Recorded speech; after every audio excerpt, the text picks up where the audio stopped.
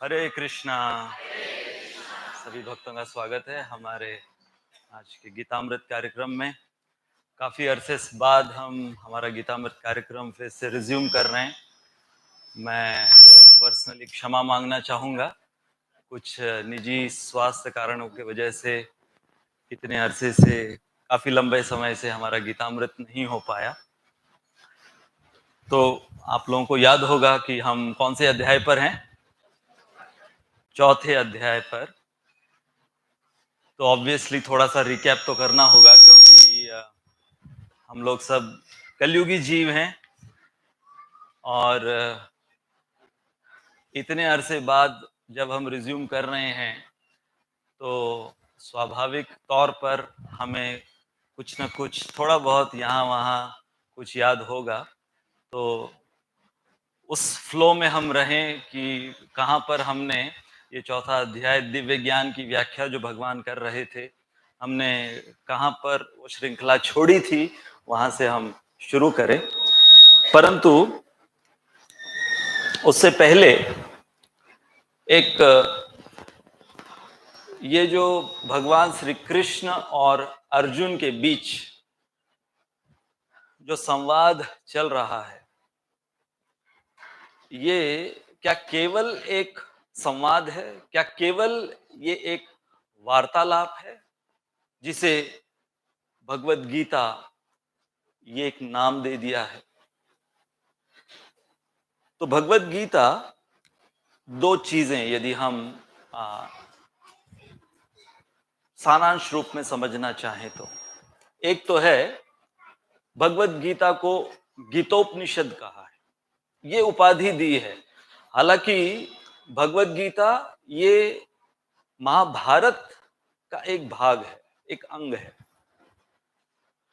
परंतु इसे गीतोपनिषद की ये उपाधि दी है क्योंकि ये खास तौर पर हम हिंदुओं के लिए, हम सनातनियों के लिए ये एक ऐसा ग्रंथ है कि जिसको हम कह सकते हैं कि आंख मूंदे इस ग्रंथ में से जो कोई श्लोक, जो कोई शब्द, जो कोई अक्षर किसी भी देश काल पात्र में हम अपने जीवन में इसे उतार सकते हैं। इसलिए वेद वाक्य जो कहते हैं, तो यहां पर क्या समझ में आ रहा है कि ये एक कोई साधारण सा कोई वार्तालाप नहीं है, ये एक उपनिषद है, ये एक वैदिक ग्रंथ है। परंतु उसके साथ साथ ये भी हम नकार नहीं सकते कि दो मित्रों के बीच में ये संवाद है। तो ये जो एक समन्वय है, किस चीज का समन्वय? एक बहुत ही जिसको कहेंगे कि प्रामाणिक, महत्वपूर्ण, रहस्यमय उपनिषद, गीतोपनिषद, और उसके साथ साथ दो मित्रों के बीच का ये संवाद। तो दोनों को यदि और गहराई से समझने की कोशिश करें तो गीतोपनिषद के तौर पर यदि भगवत गीता को हम देखते हैं तो भगवत गीता की जो प्रामाणिकता है वो सामने आती है। प्रामाणिकता अर्थात ऑथेंटिसिटी। अब देखिए, यदि ये केवल दो मित्रों के बीच में संवाद हुआ होता, यदि केवल उस तरीके से हम भगवत गीता को देखते, तो कितने मित्रों के बीच में संवाद होता रहता है। यदि हम देखें कि इसे इतना महत्व क्यों दिया गया है, क्योंकि इसके अंदर वो प्रामाणिकता है। और केवल यदि प्रामाणिकता होती, यदि केवल हम फोकस गीतोपनिषद पर ही करें तो फिर एक लॉ बुक के रूप में ये दिखाई देगी। परंतु यदि हम उसके साथ साथ इसकी सहजता को भी समझें कि ये केवल एक कोई कानूनी किताब नहीं है जहां पर केवल परवरदिगार ने ये कह दिया कि बस ये करो, ये करो, ये करो, ये मत करो, ये करो, ये मत करो, ये करो, ये मत करो। कानूनी किताब कैसी होती? बस इंस्ट्रक्शन, इंस्ट्रक्शन, इंस्ट्रक्शन।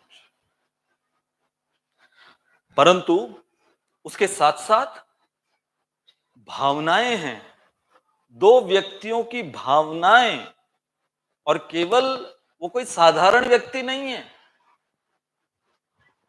वो केवल भक्त भगवान नहीं है, वो दो परम मित्र हैं।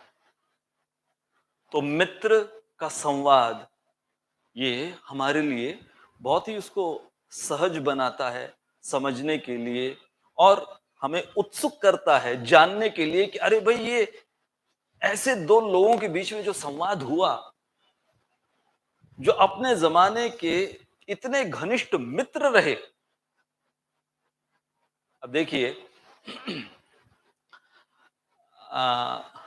आजकल हम लोग व्हाट्सएप के ऊपर चैटिंग करते हैं। क्या होता है? वो भी संवाद। उसको कुछ इंपॉर्टेंस है उसका? उसका कोई प्रिंट आउट निकाल के, हाँ, कभी किसी कोर्ट कचहरी में पेश करना है तो फिर प्रिंट आउट निकाल, नहीं तो उसका कभी आप प्रिंट आउट निकाल के आप उसकी पोथी बनाते हो? दो मित्रों के बीच में व्हाट्सएप संवाद, क्या है उसका इंपॉर्टेंस? क्या है? मुझे याद है बचपन में, उस समय में मैं बात कर रहा हूं, कोई इंटरनेट नहीं, कोई व्हाट्सएप नहीं, कोई स्मार्टफोन नहीं।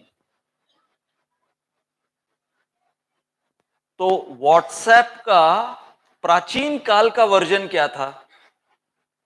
कट्टा, कट्टे के ऊपर बैठ। तो हमारी कॉलोनी में अब आजकल बिल्डिंगों के नीचे वो कट्टे भी नहीं बनाते, लेकिन मुझे याद है हमारी कॉलोनी में हर बिल्डिंग के नीचे बड़े बड़े कट्टे।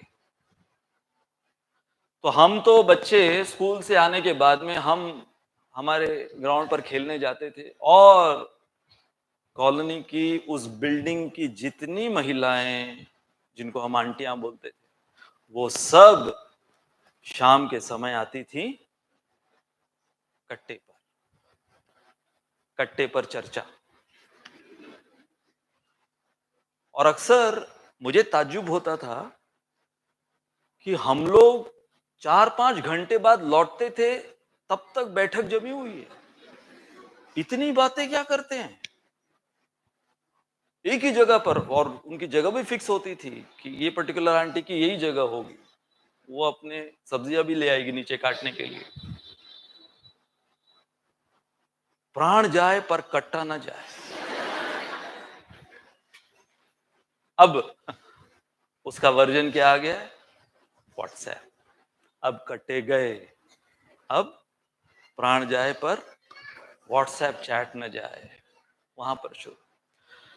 तो कौन उसको, उस जिसको कहेंगे कि एक मित्र संवाद या प्रजल्प इत्यादि मोहल्ले की बातें, यदि आज के उसका अनुवाद करें तो क्या है, मोहल्ले की बातों को कौन इतना गौर देता?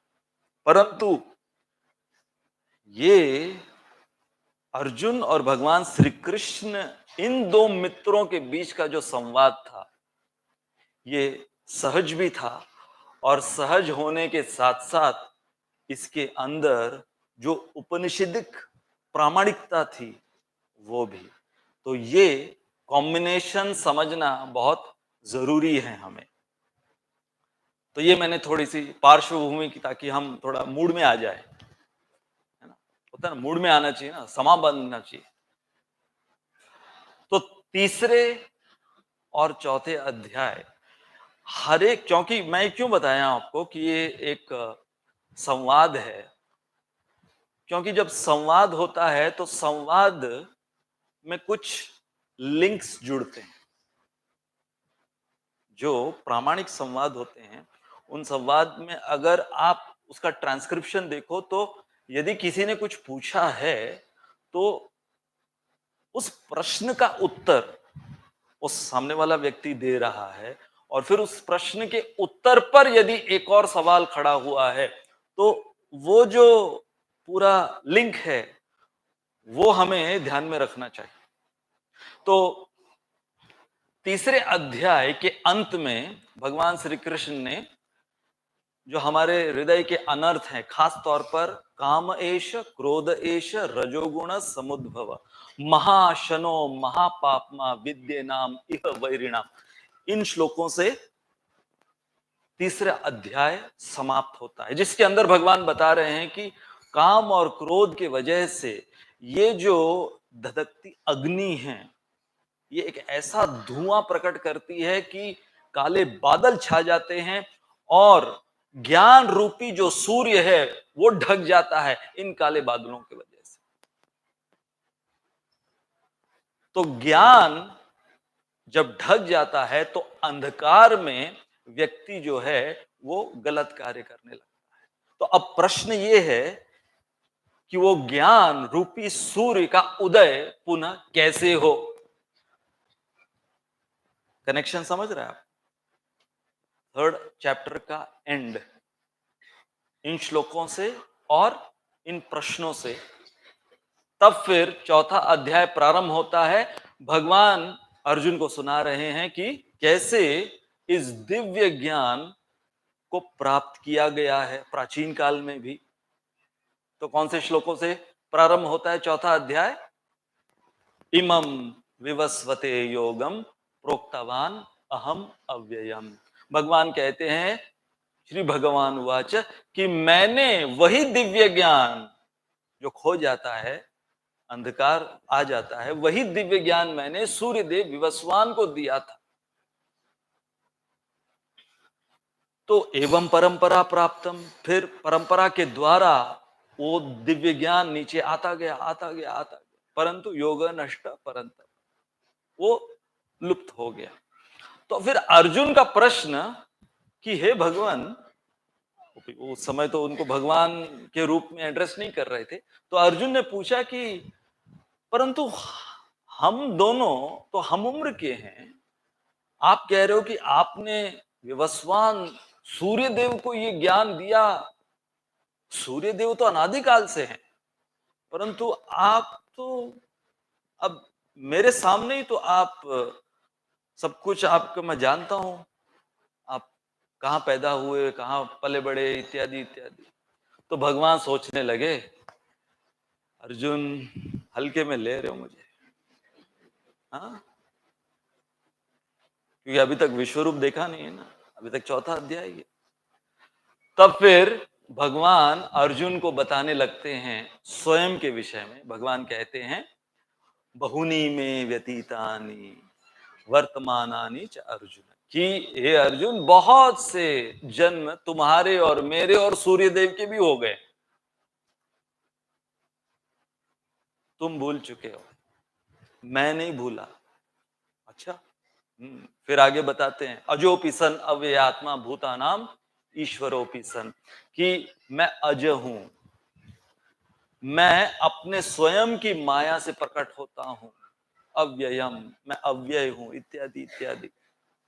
और फिर भगवान कह रहे हैं वो प्रसिद्ध श्लोक, यदा यदा ही धर्मस्य ग्लानिर्भवति भारत, कि मैं प्रकट होता रहता हूं जैसे कि सूर्य, वो कभी अस्त नहीं होता, सूर्य हमेशा वो प्रकट रहते हैं। और फिर परित्राणायाम साधुनाम जन्म कर्म चमे दिव्य। तो ये सारे जो श्लोकों की श्रृंखला है, जहां पर भगवान अपने स्वयं के विषय में अर्जुन को बता रहे हैं, क्योंकि अर्जुन ने प्रश्न क्या पूछा कि आप में और मुझ में कुछ ज्यादा अंतर थोड़ी है, लेकिन ऐसे कैसे आप कह रहे हैं। तो उस प्रश्न के जवाब में भगवान ने ये श्लोकों की श्रृंखला। और फिर भगवान कहते हैं, वीत राग भय क्रोध मन मना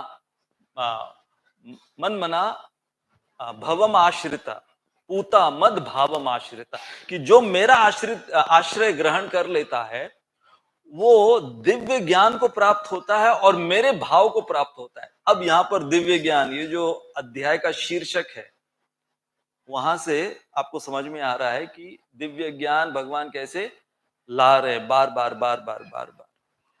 तो अर्जुन पूछते हैं कि जो आपके भाव को नहीं प्राप्त करता उनका क्या? ये यथा माम प्रपद्यन्ते, भगवान कहते हैं कि जो जिस भाव से आता है, परंतु कई होते हैं कांक्षंत कर्मणाम सिद्धि यजंत इह देवता। तो कई जो हैं वो अन्य देवताओं के पास जाते हैं अपने इच्छाओं की पूर्ति करने के लिए, और फिर वो कर्म बंधन में फंसते हैं। तो आगे फिर इसके आगे भगवान बता रहे हैं कि कर्म बंधन में कोई व्यक्ति कैसे फंसता है। तो कर्मों की व्याख्या, कर्मों के परिणाम की व्याख्या, जो पूरा कर्मों का नियम है, प्रकृति का जो नियम है उसकी व्याख्या, और उससे अपने आप को बाहर निकालने के लिए फिर इंट्रोड्यूस करते हैं भगवान यज्ञ की विधि, कि अपने कर्मों को कैसे आप यज्ञ बनाइए। और यज्ञ का अर्थ क्या? भगवान ने व्याख्या दी कि जो भगवान श्री कृष्ण को प्रसन्न करने वाले कार्य, यहां पर भगवान ये नहीं कह रहे हैं कि पूरा होम इत्यादि यज्ञ कुंड, वो सब भी है, परंतु जो भी कार्य, जैसे शबरी ने जो जूठे भेर प्रभु श्री राम को खिलाए, यहां इस व्याख्या के अनुसार वो भी यज्ञ ही था, क्योंकि अंततः प्रभु श्री राम प्रसन्न हुए। तो जो भी कोई कार्य हो, यदि वो भगवान को प्रसन्नता देता है वो कार्य, तो वो भगवान कह रहे हैं कि वो यज्ञ हो गया। अन्यथा इस संसार में जो कुछ हम करते हैं वो केवल अपने स्वयं की अपूर्णता को पूर्ण करने के लिए करते हैं, इसलिए उसे कर्म कहते हैं। अपूर्णस्य निज पूर्तार्थे इति चेष्टिता कर्म, कि जो अपनी अपूर्णता को पूर्ण करने के लिए कर्म किया जाए, बस उसमें कोई यज्ञ नहीं है, वो सिर्फ कर्म है। तो इसलिए ये दूसरे अध्याय के 23वें श्लोक में यज्ञ द्वारा कर्म बंधन से मुक्ति, फिर 24वें श्लोक से 28वें श्लोक तक भगवान विभिन्न प्रकार के जो यज्ञ हैं वो सारे यज्ञों की सूची दे रहे हैं। द्रव्य यज्ञ, तपो यज्ञ, स्वाध्याय यज्ञ इत्यादि इत्यादि। तो हमारी जो पिछली सिटिंग गीतामृत की थी उसमें हम 28वें श्लोक तक चर्चा किए थे, और फिर आज हम प्रारंभ करेंगे 4.29। अपाने जुह्वति प्राणम प्राणे पानम तथा परे प्राणापान गतिरुद्ध्वा प्राणायाम परायणा अपरे नियताहारा प्राणान् प्राणेषु जुह्वति अपाने जुह्वति प्राणम प्राणे पानम तथा परे प्राणापान गतिरुद्ध्वा प्राणायाम परायणा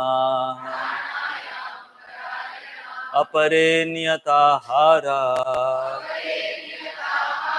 प्राणान् प्राणेषु जुह्वति अपाने जुह्वति प्राणम प्राणे पानम तथा परे प्राणापान गतिरुद्ध्वा प्राणायाम परायणा अपरे नियताहारा प्राणान् प्राणेषु जुह्वति। अनुवाद श्रील प्रभुपाद के द्वारा। अन्य लोग भी हैं जो समाधि में रहने के लिए श्वास को रोके रहते हैं, प्राणायाम जिसे कहते हैं, वे अपान में प्राण को और प्राण में अपान को रोकने का अभ्यास करते हैं और अंत में प्राण अपान को रोककर समाधि में रहते हैं। अन्य योगी कम भोजन करके प्राण की प्राण में ही आहुति देते हैं। आप लोग सोच रहे होंगे कहना क्या चाहते हो? प्राण में अपान, अपान में प्राण, यहाँ प्राण पखेरु जा रहे हैं इसको समझने के लिए। तो काफी टेक्निकल ये श्लोक है, हम प्रयास करेंगे इसको जितने सरल भाषा में समझाने के उतना हम प्रयास करेंगे। क्यों जरूरी है? क्योंकि यदि ये चीज जरूरी नहीं होती तो भगवान क्यों ये श्लोक कहते? इसलिए हर एक श्लोक भगवत गीता का महत्वपूर्ण है हमारे लिए जानना। और क्योंकि जब हम गहराई से भगवान द्वारा कहे गए बाह्य रूप से साधारण या जटिल श्लोकों को भी जानने का प्रयास करते हैं तो भगवान प्रसन्न होते हैं। और हम सब का उद्देश्य क्या है? भगवान को प्रसन्न करना। तो अलग अलग यज्ञों की जो चर्चा भगवान ने की, जैसे कि द्रव्य यज्ञ, स्वाध्याय यज्ञ, तपो यज्ञ इत्यादि। अब भगवान योग यज्ञ, तो बहुत सरल है इसे समझना। योग यज्ञ अर्थात जो योग के द्वारा भगवान को प्रसन्नता दे, अपने योग के आचरणों से, योग यज्ञ का आचरण करने वाले। पूरे भगवत गीता में आपको याद है मैंने एक दफा कहा था, कितनी दफा योग शब्द भगवान ने इस्तेमाल किया है? 75 बार। 75 बार भगवान ने योग शब्द का इस्तेमाल किया है। तो सोचिए यदि भगवान स्वयं योग शब्द का इस्तेमाल इतनी दफा कर रहे हैं तो भगवान उसे कितना वैल्यू भी दे रहे हैं। तो हाँ, अब कर्म योग है, अष्टांग योग है, ज्ञान योग है और अंततः भक्ति योग है। परंतु यहां पर भगवान खासतौर पर जो विधि है, अष्टांग योग की विधि है, उसकी व्याख्या कर रहे हैं। तो अब जैसे ही योग शब्द हमारे सामने आता है तो क्या समझ में आता है? क्या चित्र सामने आता है? योगासन। हाँ, ये सारे अलग अलग प्रकार के जो आसन है, प्राणायाम है, ये सब योग के अंग हैं। परंतु हमने जो योग की फिलॉसफी समझने की कोशिश करी है हमारे पिछले सत्रों में भी, कि ये सब कुछ यदि हमें भगवान श्री कृष्ण से जोड़ता है तो वो है योग। ये क्यों हम इस पे इतना गौर कर रहे हैं, इतना जोर दे रहे हैं इसके ऊपर? क्योंकि आजकल योग जो है वो बहुत विभिन्न प्रकार के और विकृत रूप से प्रैक्टिस किया जाता है। भगवान से उसका कोई लेना देना नहीं होता है। अपनी चेतना को भगवान की चेतना के उनके इंटरेस्ट में मिलाने का कोई उद्देश्य नहीं होता। इसे यज्ञ भी आजकल क्रिकेट मैच जीतने के लिए यज्ञ किया जा रहा है। और ऐसे तथाकथित पुरोहित पंडित भी हैं जो पता नहीं कौन से मंत्र उच्चारण करके स्वाहा किसका डाल रहे हैं किसमें। कुंभ मेले में एक ऐसा मंत्रोच्चारण करने वाला साधु हमने देखा जिसको कहेंगे कि इतना फ्लुएंटली मंत्रोच्चारण कर रहा है, और पूरा यज्ञ होने के बाद में बीड़ी निकालता है और यज्ञ कुंड से जलाकर बीड़ी पी रहा है।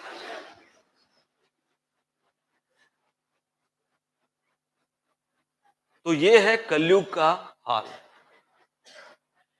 इसलिए हमें योग समझना बहुत आवश्यक है कि जब भगवान यहां पर इतनी बारीकी से समझाने की कोशिश कर रहे हैं, आज हम थोड़ी बहुत चर्चा प्रारंभ करेंगे कि श्वास कैसे लेना है ये बताया जा रहा है। जो बचपन से अब तक, आज दिन तक हम बिना सोचे समझे एक कार्य जो बचपन से अब तक करते आ रहे हैं, क्या है? श्वास अंदर बाहर जो हो रहा है। तो यदि कोई कहे कि अरे भाई, भगवत गीता मेरे रोजमर्रा के जीवन के लिए कितनी उपयोगी है, तो सोचिए हमारे रोजमर्रा के जीवन यापन के लिए जो सबसे जरूरी क्या है? श्वास। उसके विषय में आज के श्लोक में बताया गया है। तो इसलिए जो हमने कहा कि दो चीजें हैं, एक है योग की जो प्रैक्टिस है, उसकी जो प्रक्रिया है, और उसका जो उद्देश्य है। ये दोनों, केवल उद्देश्य जानकर प्रैक्टिस नहीं करना, वो भी किसी काम का नहीं। और प्रैक्टिस करते रहो, उद्देश्य क्या है वो नहीं पता लगाया तो फिर गाड़ी चलाए जा रहे हैं, गंतव्य स्थान क्या है पता नहीं। तो आज के श्लोक में भगवान ने ये जो मैंने प्रश्न लिया है कि श्वास लेने की साधारण सी हमारी प्रक्रिया को हम कैसे यज्ञ बनाएं। हर चीज को हम यज्ञ बना सकते हैं, यहां तक कि हमारी श्वास लेने की प्रक्रिया। तो हम सब ने अब टीवी पर इत्यादि हमारे रामदेव बाबा जी और अन्य जो भी योगीगण हैं, उन्होंने प्राणायाम के विषय में बहुत कुछ हमें बताया है, सिखाया है। हम उन्हें धन्यवाद देते हैं और जागरूक किया है। आज तो हम इंटरनेशनल योगा डे, हमारे भारत ने जो योगदान दिया है पूरे वर्ल्ड को, तो हाँ, हम सब ये सुने हैं प्राण का आयाम। तो यहां पर ये कहा गया है कि श्वास, जो कि प्राण वायु, हमने अलग अलग वायु जो हमारी है, जैसे अपान वायु, प्राण वायु इत्यादि, तो इन सब की भी चर्चा हमने की है। आज के श्लोक में अपान और प्राण, यहां से भगवान प्रारंभ करते हैं। इन दो जो हमारे अंदर की वायु है उनसे प्रारंभ कर रहे हैं भगवान, श्वास लेने की प्रक्रिया से।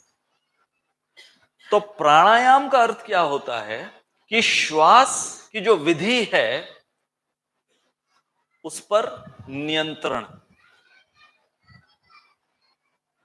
अब इंद्रियों के ऊपर नियंत्रण, मन के ऊपर नियंत्रण, बुद्धि के ऊपर नियंत्रण, अहंकार के ऊपर नियंत्रण, ये सब तो बहुत हमने सुना।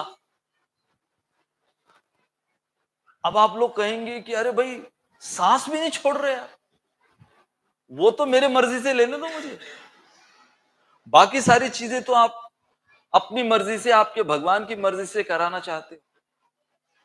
यहां पर श्वास भी, वो भी हमें नियंत्रित करनी है।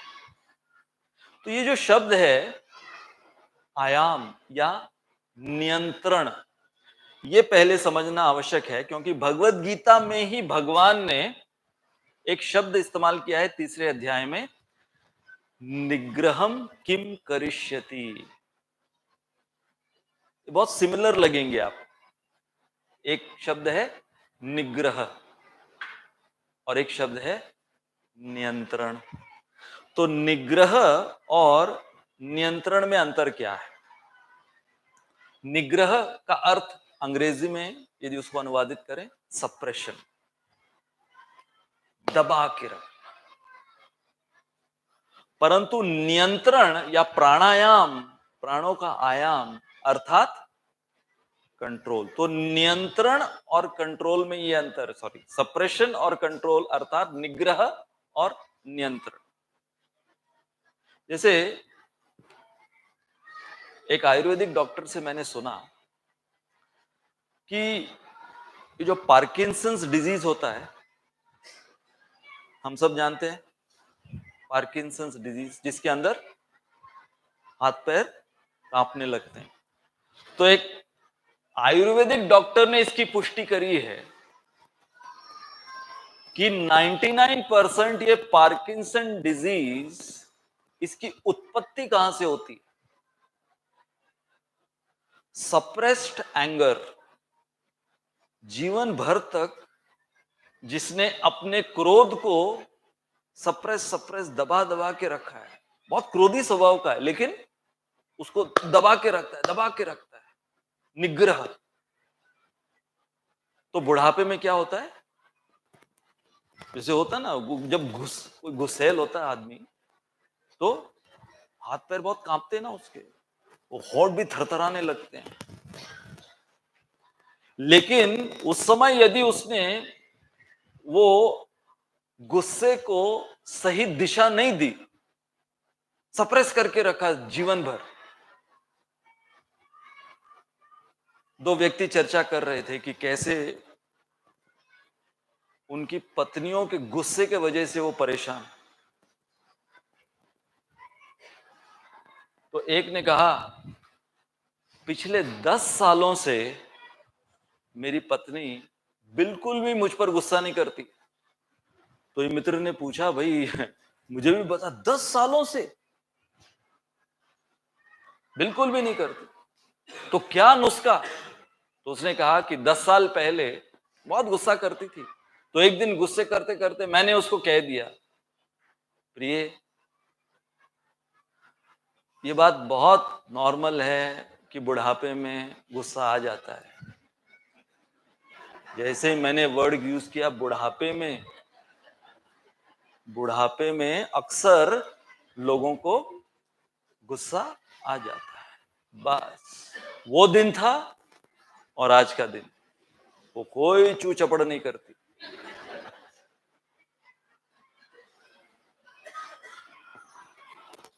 तो सप्रेशन, जैसे एक मैं उदाहरण देता हूं हमारे कॉर्पोरेट सेमिनार में। एक है सोडा की बोतल। अब हम सब जैसे ही सोडा की बोतल, उसका जो ढक्कन खोला जाता है, उसको थोड़ा सा हिलाओ, क्या होता है? ब्रर करके सब कुछ बाहर आ जाता है। क्यों? क्योंकि उसके अंदर वो जो गैस का प्रेशर बनाए रखना पड़ता है, और थोड़ा सा हिलाने से ढक्कन फाड़ कर बाहर आ जाता है। तो कई लोग जो होते हैं वो सोडा बोतल जैसे होते हैं, बाहर से एकदम ठंडी दिखेगी सोडा बोतल, हाँ? और जब ऐसे ही रखी हुई है तो ऐसा लगेगा क्या है? पानी है, पानी की बोतल लगेगी। थोड़ा सा हिलाओ उसको, हल्का सा हिलाते ही बुलबुले फॉर्म होते, थोड़ा सा और हिलाते ही फिर तो त्राही त्राही मचा देती है।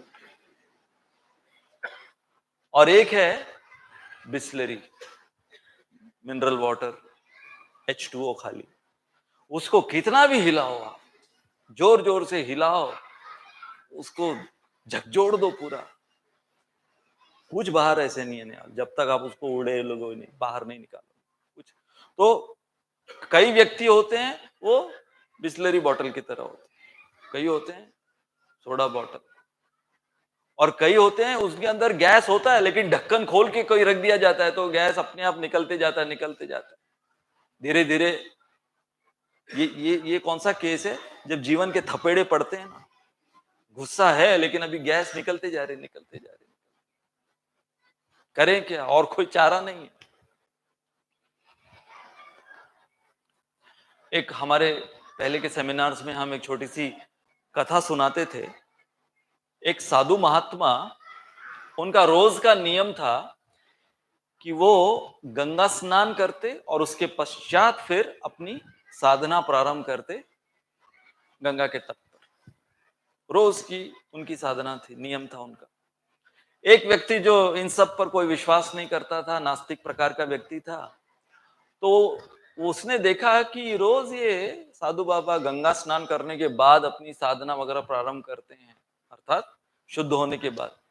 चलो सबक सिखाता हूं इस साधु को। तो ये व्यक्ति थूक देता है। साधु महात्मा गंगा स्नान कर कर आ गए, थूक दिया। महात्मा ने कुछ नहीं कहा, वापस गए, वापस गंगा स्नान किया। अब सोचिए, पूरा पहुंच लिया था, तिलक विलक लगा लिया, उसके बाद में थूकता है। वापस गए, वापस स्नान किया, वापस अपने आप को पहुंचा। ऐसे 100 बार किया इसने। इस व्यक्ति ने 100 बार थूका और ये साधु महात्मा ने कुछ भी नहीं कहा, एक शब्द प्रतिकार में नहीं। सोचिए कोई हमारे साथ ऐसा करे कि कई बार तो आजकल कोई अगर 1 मिनट तक घूर के देख भी ले, क्या प्रॉब्लम है तेरी, क्या टुकुर टुकुर देख रहा है, सीधा पूरा आटा तेल लेके चढ़ जाते हैं। तो यहां पर ये थूक रहा है, 100 बार थूक दिया और ये इसका थूक मुंह सूख गया, इतना थूक दिया इसने, अभी थूक ही बचा नहीं इसके मुंह में। तो फाइनली वो सरेंडर करके पूछता है, भैया कौन सी मिट्टी के बने हो, मैं परेशान हो गया थूक थूक कर, आपको कुछ हो नहीं रहा है, आपको मुझ पर गुस्सा नहीं आ रहा है। तो उन्होंने कहा कि देखो, मैं तो आपको धन्यवाद देना चाह रहा हूं, धन्यवाद कि आपके वजह से 100 बार गंगा स्नान हुआ मेरा।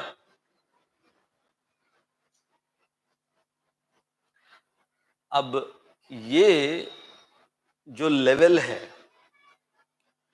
इसको कहते हैं जिसने अपने क्रोध के ऊपर, जिसको निग्रह नहीं बल्कि नियंत्रण जिसका किया हुआ है। तो हम ये अक्सर एंगर मैनेजमेंट में, माइंड मैनेजमेंट में ये टर्म्स यूज करते हैं। सप्रेशन अर्थात निग्रह, एक्सप्रेशन कि जैसे हनुमान जी ने और अर्जुन ने, प्रभुपाद ये उदाहरण देते हैं कि हनुमान जी और अर्जुन इन दोनों ने कैसे एक्सप्रेस किए हम अपने इमोशंस को, और फाइनली उसको हमें क्या करना है, प्रोसेस। तो प्राणायाम का अर्थ क्या है, फिर से हम कहां जा रहे हैं, शुरुआत किससे की है, प्राणायाम। तो प्राणायाम का अर्थ क्या है कि एक नियमावली, जिसको कहते हैं how to process the breathing process, उसको कैसे प्रोसेस करना है, हमारी श्वास की प्रक्रिया को कैसे प्रोसेस करना है। इसलिए भगवान ने ये जो 2 वायु के विषय में कहा है आज के श्लोक में, जिसकी शुरुआत वो करते हैं, प्राणवायु और अपान वायु। तो ये कहां स्थित है, सबसे पहले वो हम जान ले कि प्राणवायु वो हृदय के भाग में स्थित है और अपान वायु गुदा के भाग में स्थित होती है। इसलिए प्राणवायु ऊपर की ओर गतिमान रहती है और अपान वायु नीचे की ओर गतिमान रहती है। थोड़ा सा ये टेक्निकल होगा, आप जग जाइए, ध्यान दीजिए। तो भगवान कह रहे हैं अपाने जुह्वति प्राणम, ये पहले शब्द हैं आज के श्लोक के, जहां पर भगवान कहते हैं कि कुछ योगी गण अपान वायु में प्राण वायु का हवन करते हैं। तो अब ये दोनों जो है, एक है इनहेलेशन और एक है एक्सलेशन। तो जब हम श्वास को अंदर लेते हैं वो है अपान वायु, इनहेलेशन, श्वास को हम अंदर ले रहे हैं। और जब अंदर लेने के पश्चात उसकी नेक्स्ट जो प्रतिक्रिया बोलेंगे हम कि इनहेलेशन की प्रतिक्रिया क्या होगी, एक्सलेशन, जिसको बोलते हैं प्राणवायु। तो प्राणवायु यहां पर अपाने जुह्वति प्राणम, तो अपान वायु में प्राणवायु का हवन, अर्थात यहां पर भगवान क्या कहना चाह रहे हैं, ये पहले 3 शब्दों से, कि प्राणवायु का अपान वायु में जाना, अर्थात अग्नि क्या हो गया, जैसे कि यज्ञ, यज्ञ की तुलना भगवान कर रहे हैं। तो अभी अपान वायु अग्नि हो गई और प्राण वायु हवन की सामग्री।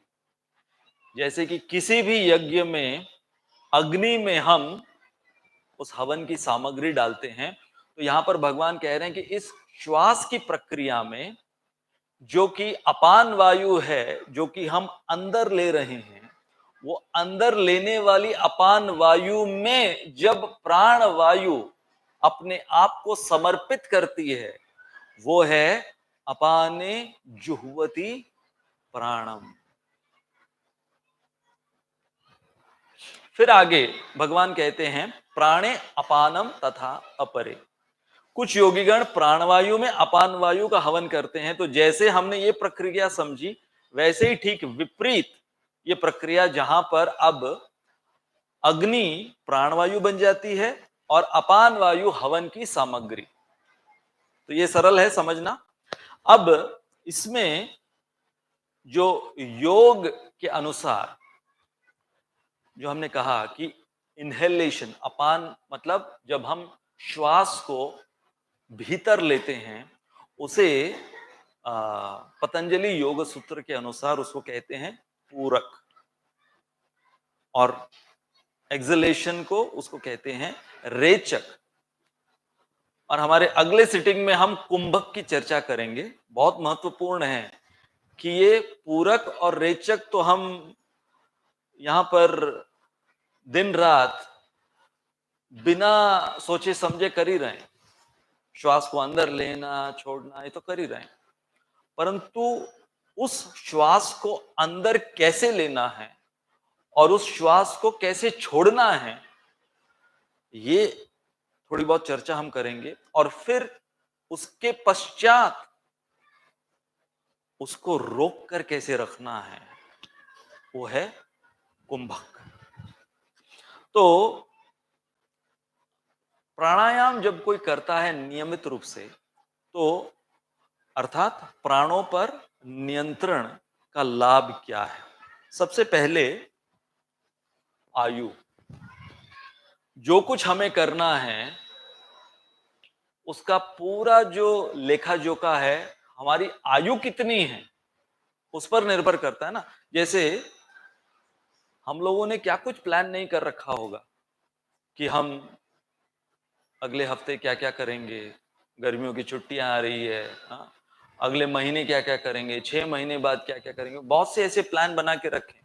तो किसके आधार पर ये प्लान्स बनाए हमने कि हम जीवित रहेंगे ना? आप लोग सोच रहे कुछ भी बोलता है।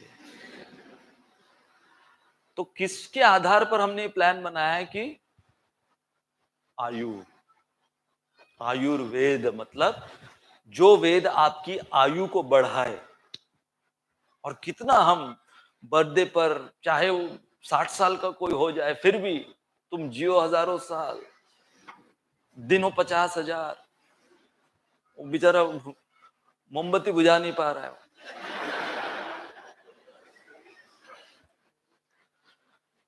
अब मैं थोड़ा बहुत आपको बताऊंगा कि पिछले युगों में जो योगी, जो कि प्राणायाम इतनी निपुणता से कर लेते थे, उनकी आयु इतनी लंबी कैसे होती थी? तो हमारे शास्त्रों के अनुसार हमारी जो आयु है वो किस पर निर्भर है? श्वास। हमारे श्वास, कहते हैं ना कि सब लोगों के गिनती के कोटा वाले श्वास हमको दिए गए। तो फिर अब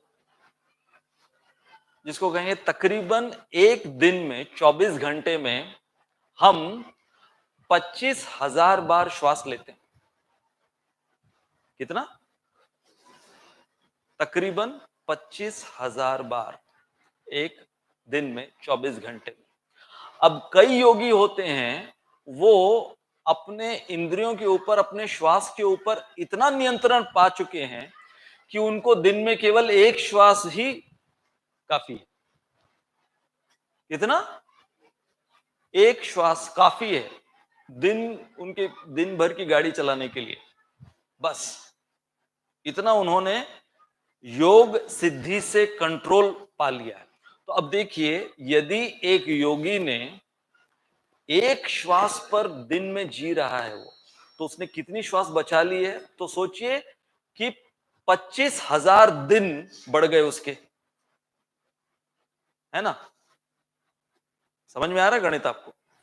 तो 25,000 तकरीबन 68 ईयर्स होता है, 68 साल उसने अपने ऐसे ही बढ़ा लिए श्वास को नियंत्रण करते, इसलिए उनकी आयु इतनी हुआ करती थी। तो अब लंबी आयु ये एक लाभ है प्राणायाम करने के वजह से। तो जो भी यहां पर अपनी लंबी आयु चाहते हैं, आज का श्लोक बहुत महत्वपूर्ण है। हाँ? केवल वो बर्थडे पर गाने से नहीं होने वाला है। फिर होता क्या है कि जब हम श्वास अंदर लेते हैं, जैसे कि अपान वायु, तो जैसे ही श्वास जब अंदर जाती है तो तुरंत प्राण विचलित होते हैं, तो बाहर फेंकने की प्रक्रिया तुरंत वो प्रोसेस चालू हो जाता है। परंतु योगी जब अपान वायु को अंदर लेता है तो प्राण वायु के साथ जब यज्ञ के रूप में उसका समागम होता है तो वो रक्त प्रवाह को बढ़ाता है। वो श्वास की प्रक्रिया साधारण नहीं है अब, क्योंकि अब वो श्वास की प्रक्रिया यज्ञ बन गई है। तो वो यज्ञ बनने के वजह से वो रक्त प्रवाह को, वो श्वास की प्रक्रिया बढ़ाती है।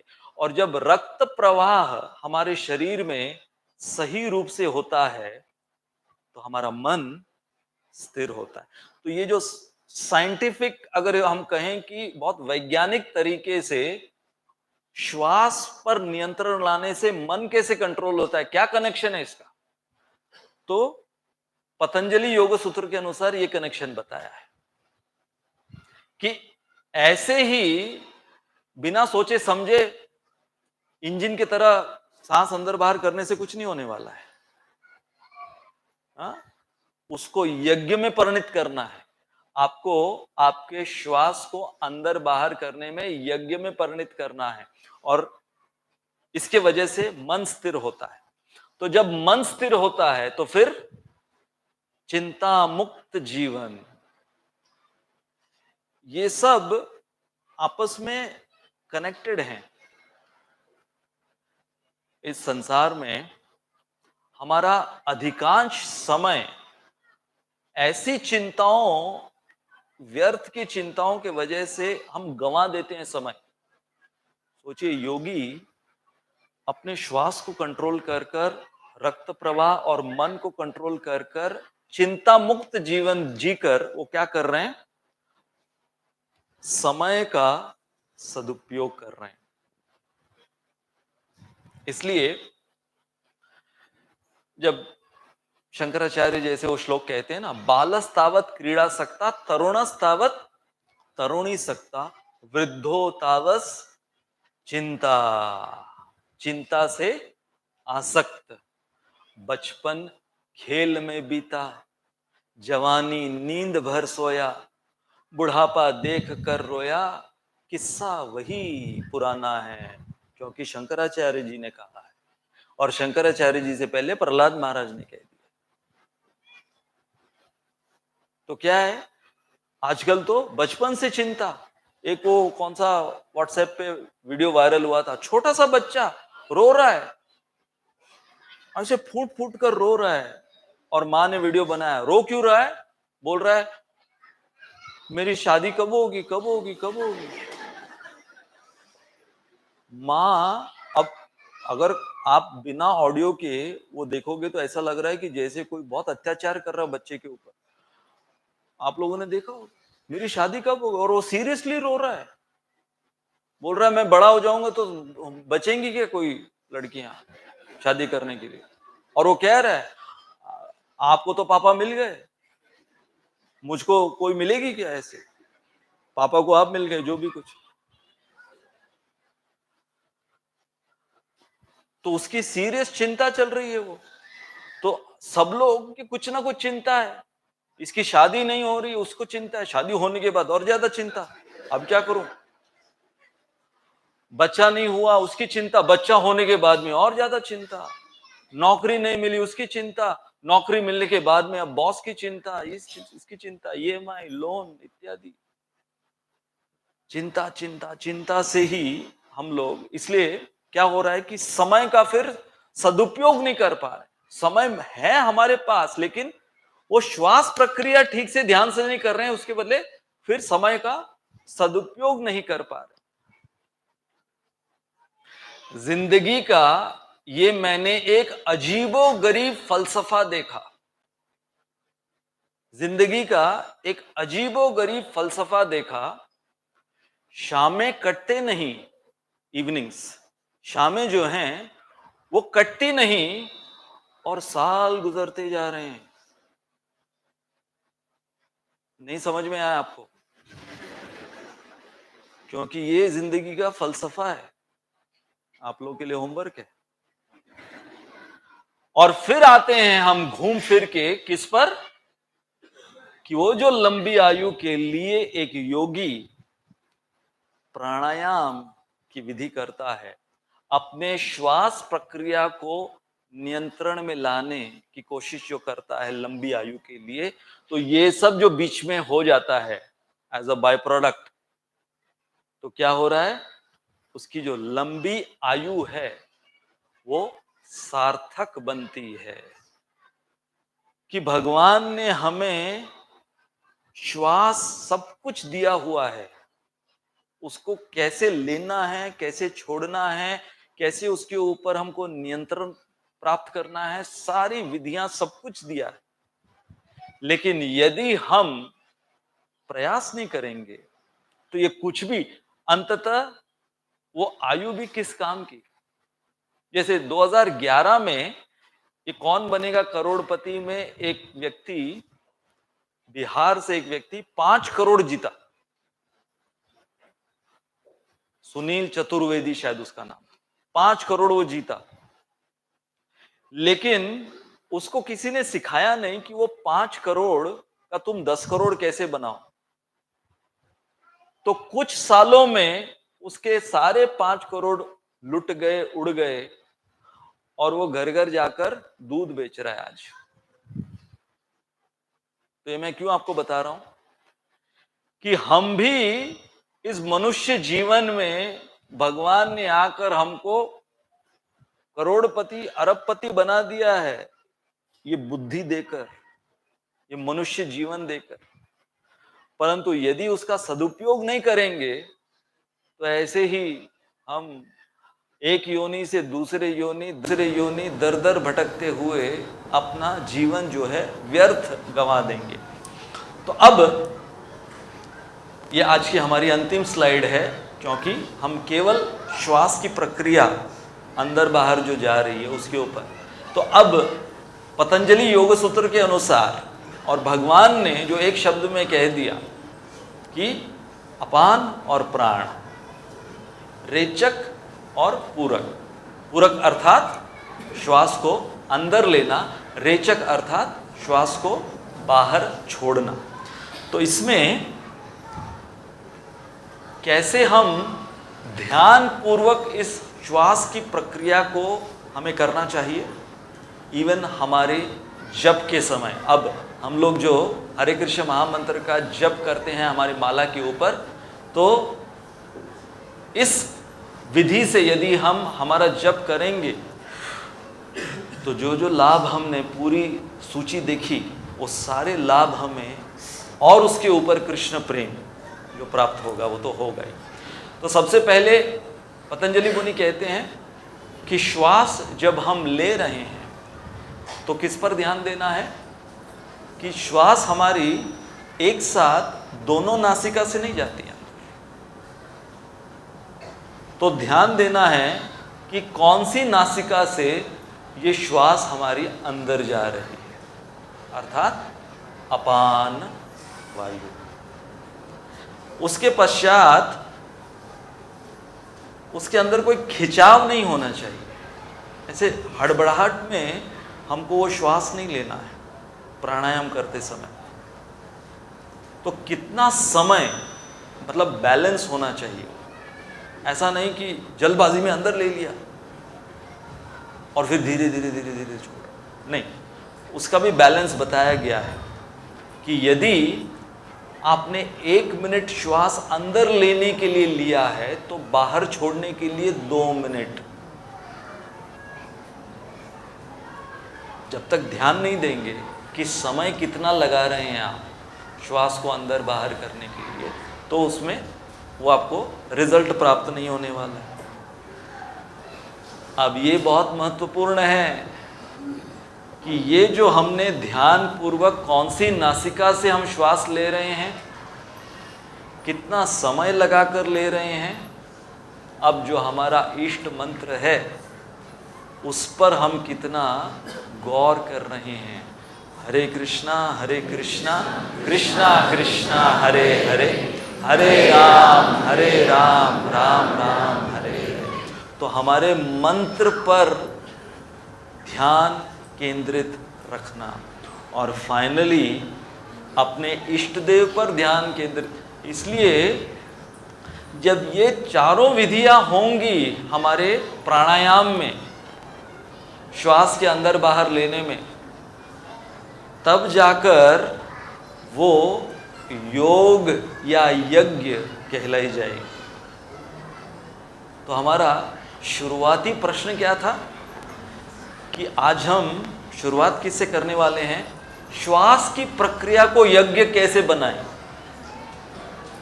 तो जब हम ये सारे आयाम इनका पालन करेंगे तो श्वास की इतनी साधारण सी प्रक्रिया जिसको हम बिना कोई ध्यान दिए करते हैं उसको भी हम यज्ञ बना सकते हैं। कोई यदि पूछे अरे भाई मुझसे यज्ञ कैसे होगा, सांस लेने से हो सकता है आपको यज्ञ। सोचिए इतना सरल कोई और धर्म होगा जहां पर आपको आपके सांस लेने की विधि में आपको यज्ञ करा रहा है। इसलिए तो हमारे हरे नामाष्टकम में क्या गाया गया है? निश्वासे नहीं विश्वासो कदा रुद्धो भविष्यति कीर्तनीय मतो बाल्यात् हरेर नाम एव केवलम। कि ये जो हमारी श्वास चल रही है ये कब निश्वास में परिणित हो जाए इसका कोई विश्वास नहीं। कुछ पता नहीं हमें कि कितने ब्लॉकेजेस हैं, कितना कोलेस्ट्रॉल है, कब ये जो हमारा हृदय पंपिंग कर रहा है वो बोले बस हो गया मुझे छुट्टी चाहिए, कब वो बंद हो जाए, तो कब हमारी श्वास की प्रक्रिया बंद हो जाए इसका कोई विश्वास नहीं। इसलिए कीर्तनीय मतो बाल्या, यह हरे कृष्ण महामंत्र का कीर्तन जिस किसी भी अवस्था में हम हैं, बाल्यावस्था से तो शुरू करना ही था, हमें नहीं किया परंतु जिस किसी भी अवस्था में अब हम हैं उस अवस्था में यदि हम ध्यान पूर्वक, जैसे कि यहाँ पर बताया गया है कि श्वास पर ध्यान देते हुए, आप कहोगे कि भाई कितना टाइम लगेगा फिर तो, हाँ कितना टाइम लगेगा? आप कह रहे हैं कि कौन से नासिका से श्वास अंदर जा रही है, कितना समय ले रहे हैं, फिर बाद में इष्ट मंत्र के ऊपर, इष्ट देव के ऊपर। इसलिए हम इसमें जितना अपने आप को प्रशिक्षित करेंगे उतना समय कम लगेगा और जितना हम अपने आप को इसमें प्रशिक्षित करेंगे उतनी हमारी आयु बढ़ेगी। लेकिन जल्दी जल्दी जल्दी जल्दी खाली माला खत्म करनी है तो क्या हो रहा है, फिर भगवान भी देखेंगे चलो इसकी आयु भी जल्दी जल्दी खत्म करो। तो हम जिसको कहते हैं ना कि एक बिगर पिक्चर नहीं देख रहे कि यदि हमने अभी, जिसको कहते हैं ना, आप मराठी में क्या बोलते हैं, सावकाश, उस तरीके से एक समाधानी रूप से यदि हमने हमारी साधना की प्रक्रिया को नहीं किया तो आगे चलकर समय जो हमने कहा कि उसका विपरीत सब कुछ होगा, कि आयु घट जाएगी, रक्त प्रवाह ठीक नहीं होगा, उसके वजह से क्या होगा, मन स्थिर नहीं होगा, मन स्थिर नहीं होने की वजह से चिंता युक्त जीवन होगा, चिंता मुक्त जीवन चाहिए। और जब चिंता युक्त जीवन होगा तो क्या होगा? समय की बर्बादी, बैठ के खाली चिंता कर रहे हैं, कुछ होने वाला है नहीं खाली चिंता करने से, ठीक है। तो समय की बर्बादी, समय का दुरुपयोग हो रहा है, और फिर जितनी आयु बची है वो सारी आयु बस केवल उपद्रवता, परेशान होते हुए हम बिता देंगे। इसलिए आज का टेक होम मैसेज भगवान श्री कृष्ण के द्वारा हम सब के लिए क्या है कि हम छोटी से छोटी हमारे जीवन यापन की जो प्रक्रियाएं हैं उनको भी कैसे भगवान से जोड़ें, यहाँ तक कि हमारे सांस अंदर बाहर लेने की प्रक्रिया को कैसे हम यज्ञ बनाएं और हमारा जीवन सफल करें। बहुत बहुत धन्यवाद। हरे कृष्ण।